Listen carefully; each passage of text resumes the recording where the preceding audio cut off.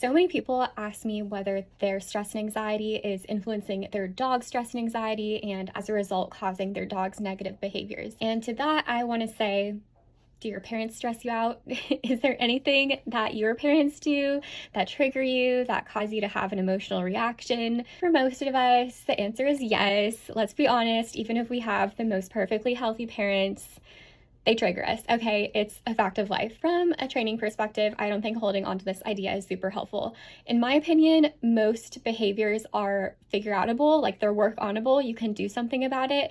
And I do love this question from a trainer's perspective because it means that you really care about your dog and you're doing self-evaluation and you're willing to change your behavior. But I think that holding on to this idea that you are ruining your dog in some way because of your own emotions, it's just not conducive to actually training and getting positive results. Instead, I want you to have more of a growth mindset. I want you to believe in yourself and your abilities to make positive changes, to do training effectively, and also have faith in your dog's intelligence.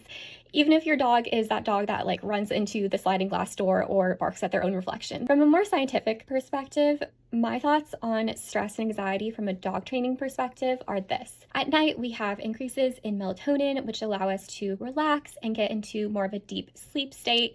And then when we're waking up in the morning, we're a little bit groggy. We have a cortisol spike during the first hour. And throughout the day, we're existing at this cortisol spike, but we're going throughout these little fluctuations depending on what's happening, depending on the time of day. However, if there's something really triggering that happens to you, your cortisol spikes up and now you're existing up here. And it takes a long time to get back down to baseline where you should be throughout the day.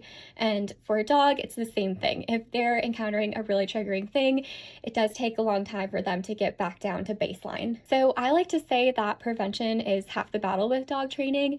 If a dog is about to encounter a trigger and you can see that trigger from afar, it's better to engage them so they're not having that cortisol spike that's getting them up here, so that it takes longer and longer for them to get back down to baseline, which makes training harder, which makes engaging with them harder. But another part of dog training is that as you build up this trainerly relationship with your dog becomes more resilient, so it's easier to get them back down to this baseline, less stressed out level. So for example, if your dog is interacting with a trigger, but you've built up this trainerly relationship, your dog is less likely to react to that trigger and more likely to look to mom or dad for, what should I do here? What is the reaction? So when it comes to stress and anxiety and the way that our own stress and anxiety affects our dog's stress and anxiety, I just want you to shift your perspective and really have confidence in yourself and your dog's abilities to learn and grow and really overcome those deep emotional triggers that they're displaying right now. It is possible. Just believe in yourself and allow yourself to be amazed by what your dog can do.